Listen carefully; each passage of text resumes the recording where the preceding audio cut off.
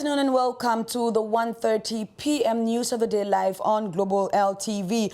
On today's top story, Arab leaders meet in Egypt to discuss Gaza's reconstruction, pledging $53 billion to rebuild the effort. Stay tuned for more.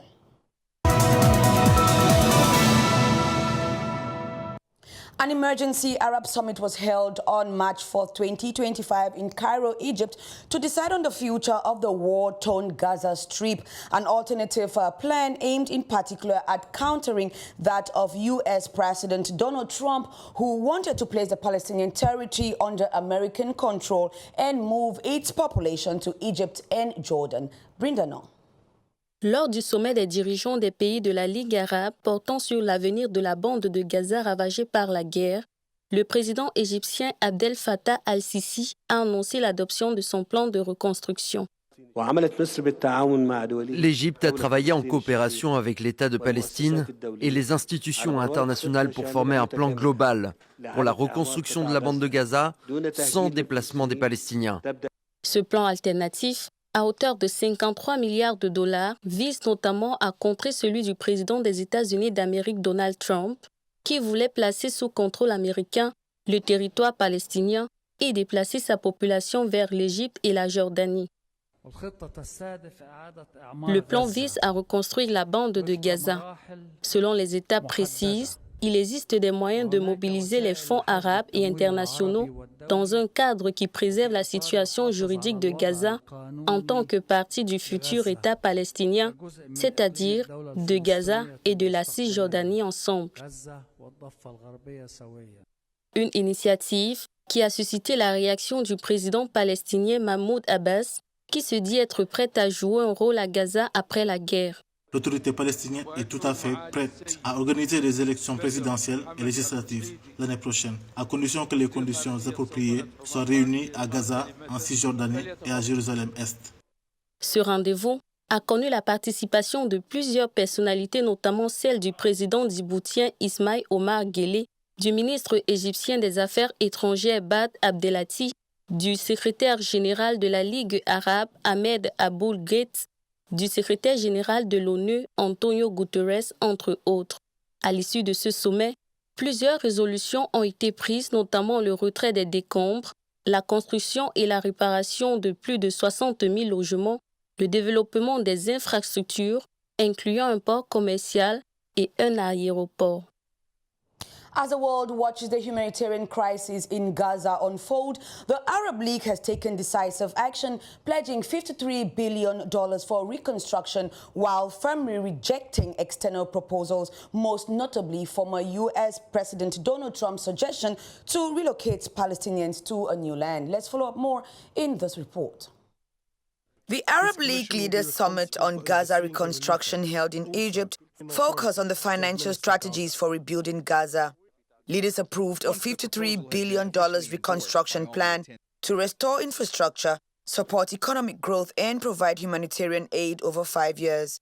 A trust fund will be created to manage donations from Arab nations and international partners, ensuring transparency and accountability. The approved plan has a comprehensive understanding for speedy recovery programs that would be implemented during a period spanning from 6 months to 1 year, that include providing interim housing and shelter for the Palestinians. To oversee fund distribution, the summit established a governance assistance mission that will manage reconstruction projects and financial allocations. The plan prioritizes rebuilding essential services such as housing, healthcare, and education.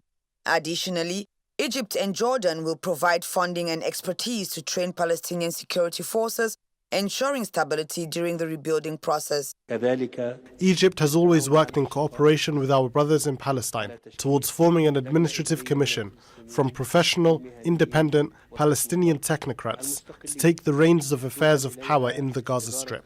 This commission will be responsible for overseeing the relief aid, also for a permanent and interim period of time to pave the way for the return of the Palestinian Authority to administer Gaza. A Palestinian-Egyptian plan for the reconstruction of Gaza in presence of our people on their homeland. and it should be endorsed and by this summit amid total support by the international community. A key discussion point was from U.S. President Donald Trump's proposal to relocate Palestinians to a new land and turn Gaza into a tourism zone under U.S. control. It's a pure demolition site. If we could find the right piece of land or numerous pieces of land and build them some really nice places with plenty of money in the area, that's for sure, I think that would be a lot better than going back to Gaza, which has had just decades and decades of death. Arab leaders strongly rejected this idea, insisting that financial efforts should focus on rebuilding Gaza, not displacing its people.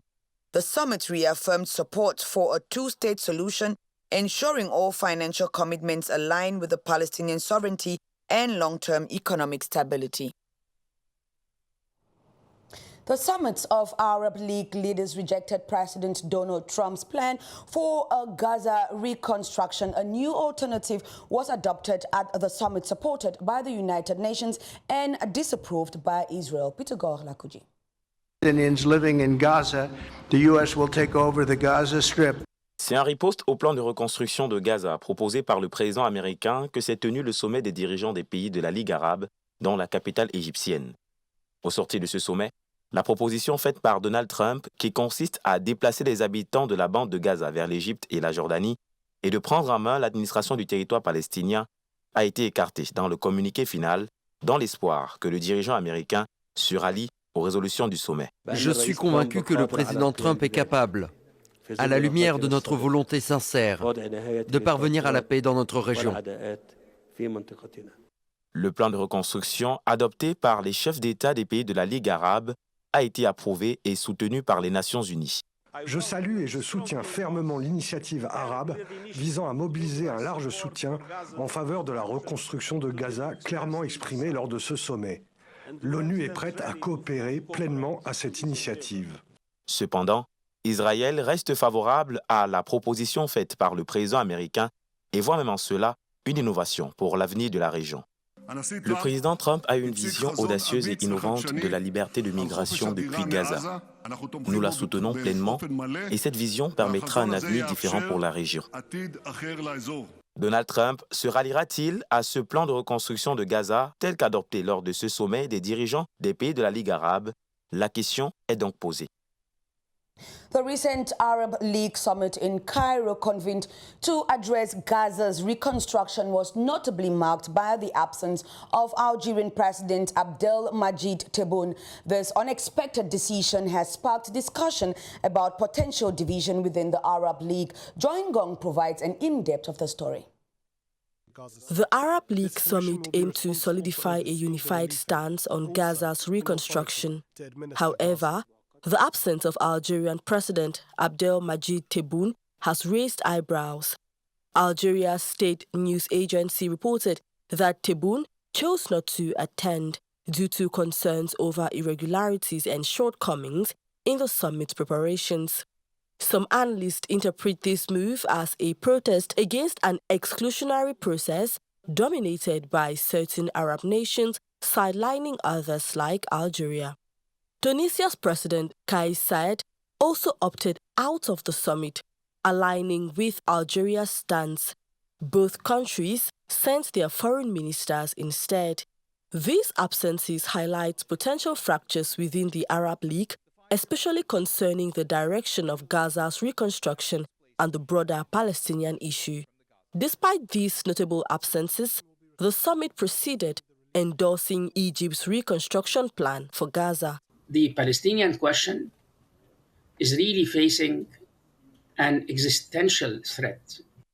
The moment now, rightly so, is to put an end to the Israeli aggression, to the Israeli occupation in southern Lebanon, in Syria, and of course, in Gaza. And to take a stand as far as the Israeli measures and Israeli policies in the West Bank. So we need a firm Arab stand. However, The unity and effectiveness of the Arab League in addressing such critical issues remain under scrutiny.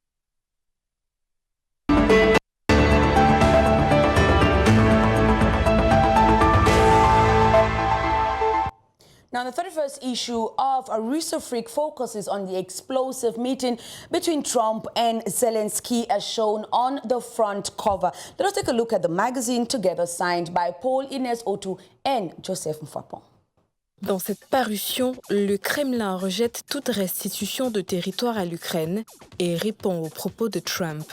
D'ailleurs, en page 3, Trump juge l'adhésion impossible et plaide pour la restitution du maximum de territoire occupé par la Russie. Le porte-parole du Kremlin, Dmitri Peskov, a souligné que les régions de Donetsk, Zaporizhia, annexées par la Russie, sont désormais inscrites dans la constitution russe en tant que partie intégrante du pays. À l'ONU, les États-Unis votent avec la Russie et refusent de soutenir l'Ukraine.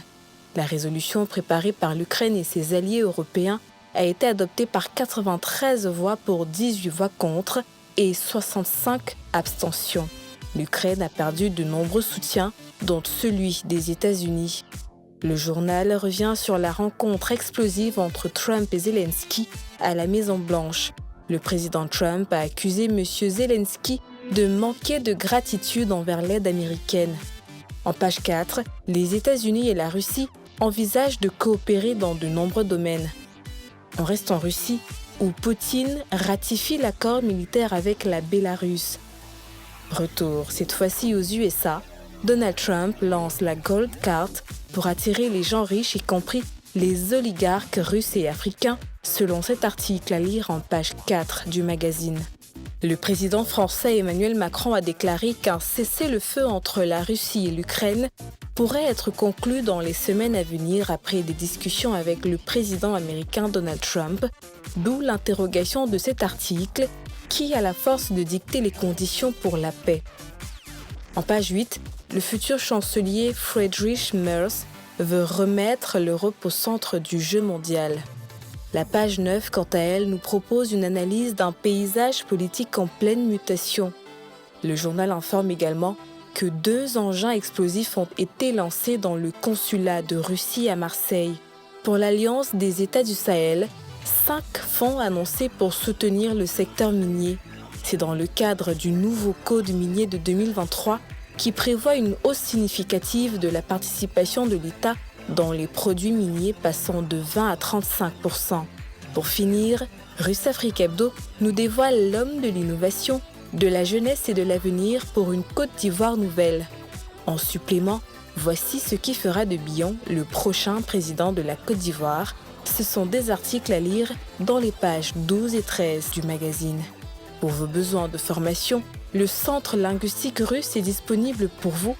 Pour plus d'informations, contactez les numéros qui s'affichent sur votre écran. Permit us to close the curtains, ladies and gentlemen, for today's edition of the News of the Day here on Global LTV. Stay tuned to this channel for more information and entertainment. And of course, stay blessed.